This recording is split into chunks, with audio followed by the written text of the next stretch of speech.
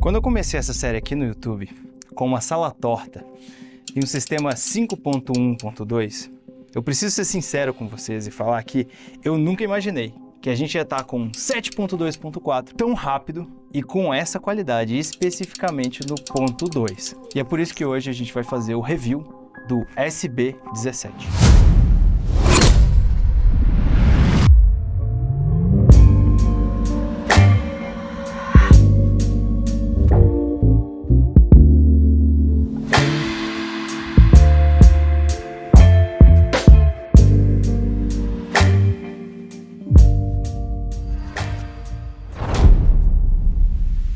Bom, e para começar esse review, a primeira coisa que eu queria falar para vocês é que esse vídeo é estritamente sobre a nova série R Evolution da SVS. E eu tô falando isso porque teve alguns comentários nos nossos vídeos de pessoas falando tipo, mas eu já ouvi o SVS e eu prefiro o subwoofer Tana. Se você ouviu a série 16 Ultra da SVS, seja SB ou PB, eu queria deixar bem claro, não tem nada a ver. O SB e o PB 16 Ultra são subwoofers incríveis, inclusive eu também já ouvi. Mas não tem nada a ver com essa nova série 17. Apesar do nome ser muito parecido e ser só um de diferença, né, 16 para 17, eu vou ilustrar aqui a grande diferença deles. O SB16 tem 1.500 watts RMS de potência. Já o SB17 tem 2.800 watts RMS de potência. Ou seja, é quase o dobro de potência. E é por isso que em nenhuma hora nesse review eu vou mencionar uma comparação direta ao SB e nem ao PB16. O SB17, ele tem 17 polegadas, obviamente. Mas além dessas 17 polegadas, essa 1 polegada a mais no driver dele, ele é amplificado por dois amplificadores mono de 2.800 watts RMS de potência e 6.000 watts de peak potência. Além disso, ele tem dois voice coils de 8 polegadas, que parece que é a primeira vez que é colocado em um subwoofer de consumidor, um subwoofer de produção em massa. O legal disso é que, tipo, apesar de vocês terem visto ele desligar o nosso condicionador de energia... Uai, Quando tinha entrado em Protect. o condicionador não aguentou.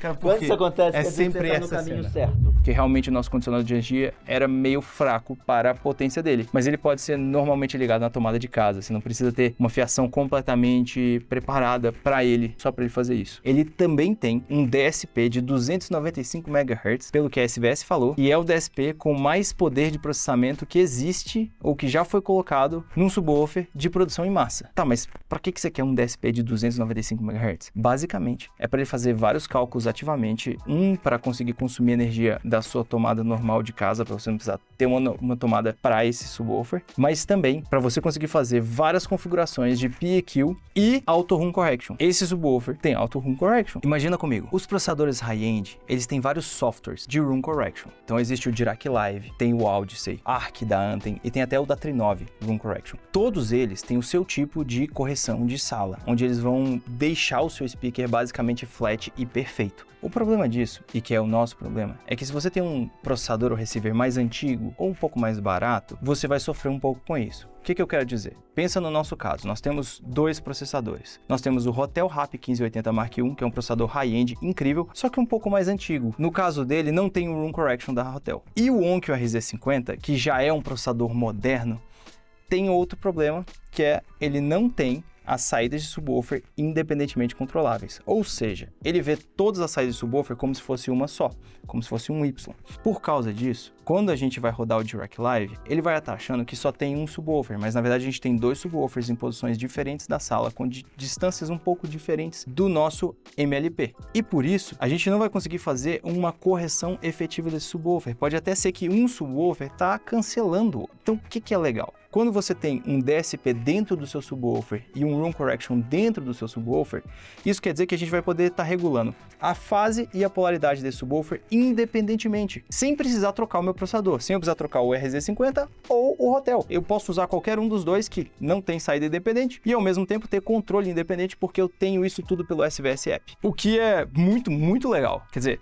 vai ser muito legal, porque o Auto Room Correction vai entrar como uma atualização no SVS App que ainda não existe. Não existe essa atualização, a SVS já prometeu, e eles prometeram mesmo, tipo, vai acontecer e a gente vai lançar, só não lançou ainda. Então, se você não quer ficar por fora, porque quando lançar essa atualização a gente vai fazer vídeo no canal, não esquece, galera, se inscreve agora no vídeo e ativa o sininho para vocês não perderem os nossos vídeos. Agora vamos para a parte mais importante do vídeo, SB17 versus o mundo.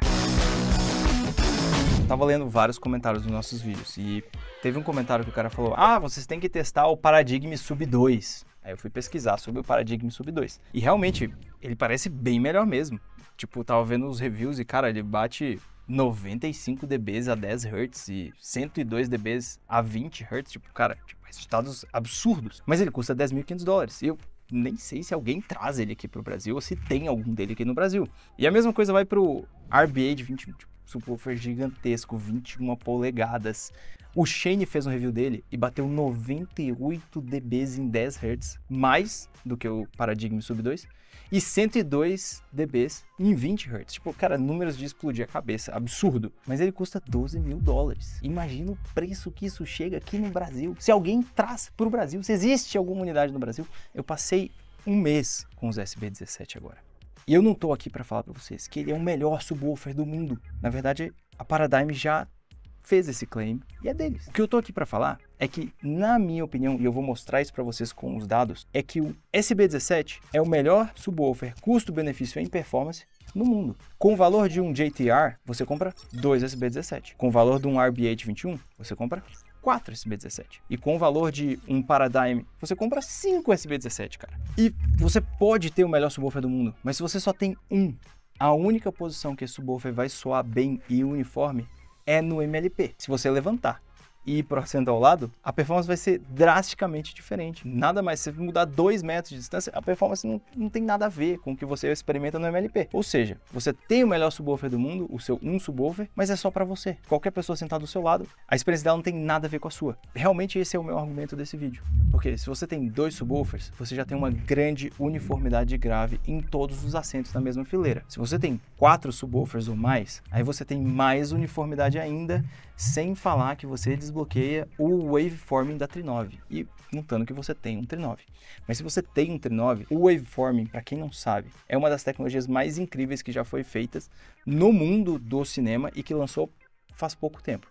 O que acontece? O waveform é basicamente o seguinte: ele coloca um array de subwoofers na frente e um array de subwoofers atrás. Os subwoofers da frente emitem o grave. Esse grave vai passar por toda a sala e vai ser absorvido ou cancelado pelo array de subwoofers atrás. O que isso faz? Não só você tem muito mais potência, mas você também tem um grave que vem muito mais forte e que morre muito mais rápido. Esse grave não vai ficar reverberando ali na sala. Além disso, ele traz uma consistência de grave de assento para assento e de fileira para fileira, que é uma coisa que nunca foi ouvida antes. A diferença em SPL de assento da fileira 1 para a fileira 3 é coisa de 1 a 2 dBs. É tipo, mano, é uma tecnologia completamente revolucionária.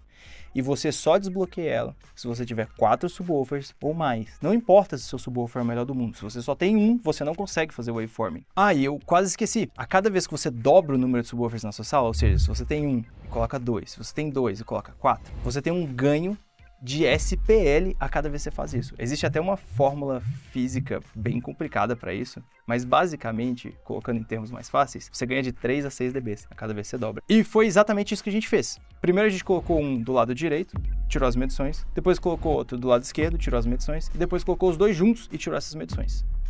Vamos desligar um. Então agora é só o sub esquerdo. Agora desliga esse, liga o outro. Que olha pra você ver como que teve um ganho enorme com os dois ligados. Tem que ter no mínimo 3 dB de soma dos dois. Só que aí está. O problema é, você tem 2 subs ligados, você tem interação destrutiva, que é quando eles batem a mesma nota em fases diferentes e se anulam, e você tem a interferência construtiva, que os dois se juntam e fazem um pico. Aqui, no caso, os picos são bem-vindos para nós, porque nós estamos buscando SPL, a gente não está buscando flat, a gente está buscando... qualquer pico que a gente não quiser, a gente desce. E aí o Dirac vai lá e vai tirar, sem Dirac, você vai com equalizador. Fala, cara, tô com 6 dB acima em 32 Hz. Você vai lá, tira 6 dB no EQ, resolveu. Então assim, você vê que o sub direito, ele tem um buraco gigante aqui, que o outro não tem, que chama este maldito ripado nesse maldito canto assimétrico. Qual é o problema de você ter isso aqui, Salomão? Tá aqui, ó. Entendi. Tá? Se não basta eu dizer, o gráfico tá te dizendo. gráfico agora Isso me aqui, comunicou. cara, é porque esse sub enxerga uma sala de um jeito e o outro sub enxerga de outra. Entendi. Aquele sub tem os dois painéis aerodinâmicos atrás para ajudar a extensão e ajudar a somar. Por isso que ele tem a extensão gigante que ele tem, que o outro não tem aqui, ó. Tudo bem, nós estamos falando de 3 Hz, é uma idiotice. Mas esse painel tá tocando os 3 Hz. Esse vermelho são esses dois painéis aí, ó. Eles estão te dando esse ganho aí nessa frequência. E o corner load?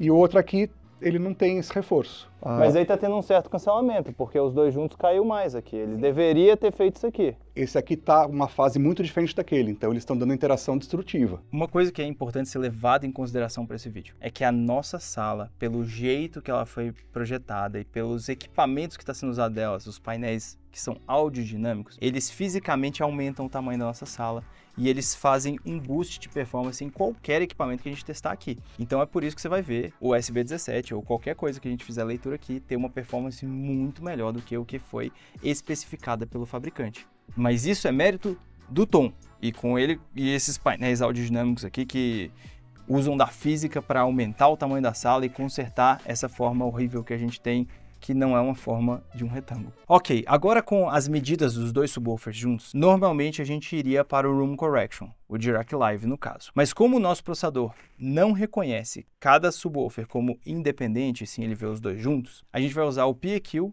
individual do subwoofer e fazer um Room Correction manual, nós mesmos, eu e o Tom. E aí que vem a parte boa de ter o SVS App, onde a gente pode usar o DSP individual de cada subwoofer para regular a fase e a polaridade e conseguir fazer uma Room Correction manual, ajustando esse timing das caixas individuais.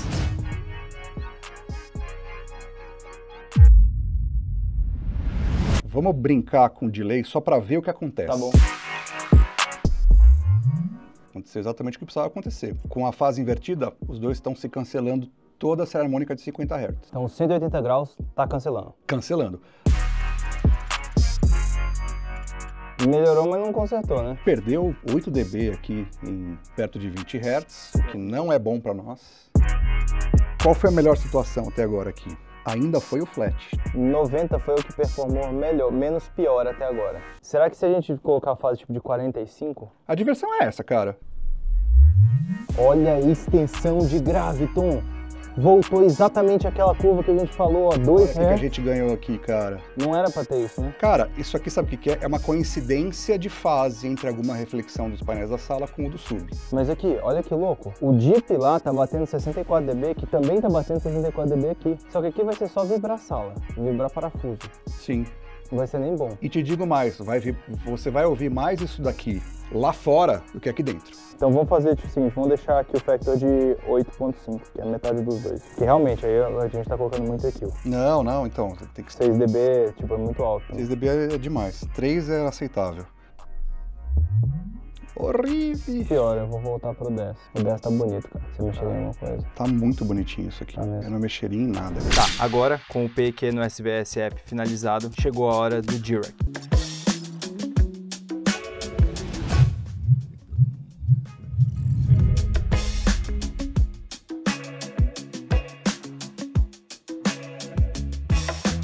Vamos lá, presta atenção. Peraí. Para tudo. O que vocês estão prestes a ver é um resultado que nem eu, depois de todas essas calibrações que a gente estava fazendo, estava esperando.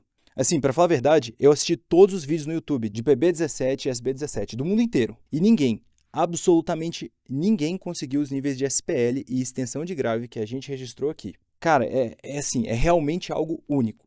E deve ser até algum recorde mundial da SBS, porque resposta de grave em 5 Hz, 7 Hz, não era o que a gente estava esperando não. Mas chega de spoiler e assiste aí pra você ver. Roda o vídeo. Coloca o subwoofer onde ele deveria, 15 Hz. Quanto que deu de 15 Hz? É o rated dele de especificação, per spec.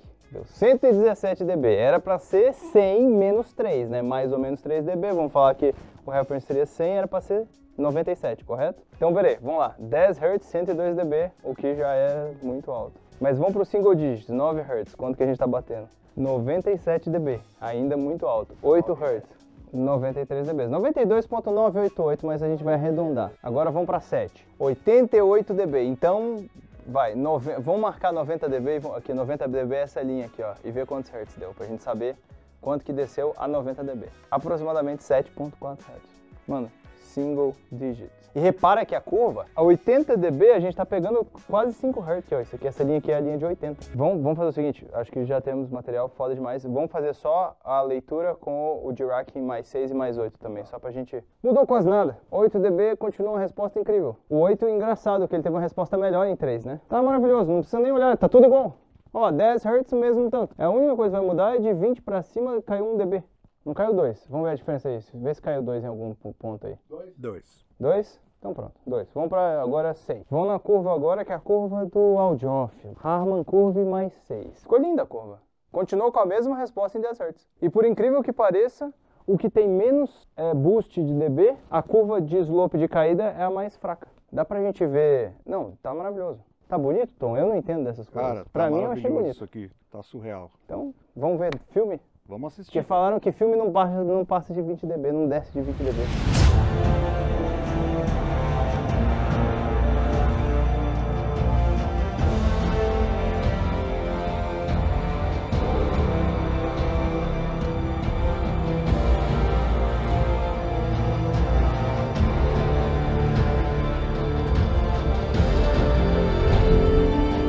Puta merda, velho. Tá muito bom. Dagger 1, up and ready on catapult 1. Dagger spare, standing by. Dagger 4, Up and ready. Dagger 3, up and ready. Dagger 2, up and ready. Support assets airborne. Strike package ready. Standing by for launch decision. 7.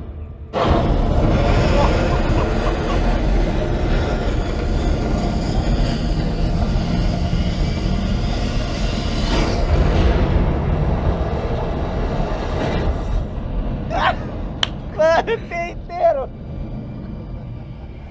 Bom, bros, então é isso. Eu tô bem feliz com o nosso resultado. Eu acho que eu consegui provar meu ponto de que um subwoofer melhor do mundo não batem vários subwoofers incríveis. Eu assisti vários reviews dos gringos sobre esse subwoofer e nenhum deles conseguiu os números que a gente conseguiu aqui. Do output que a gente tá tendo em single digits, que eu, cara, tipo, tá muito acima de qualquer coisa que a gente podia esperar. Mas eu acho que a junção da acústica da sala da Nemesis junto com as capacidades de múltiplos SB17 fizeram a gente chegar nesse resultado absurdo. Então, se você gostou desse vídeo, não esquece, dá like, se inscreve no canal e ativa o sininho. Até a próxima, bros!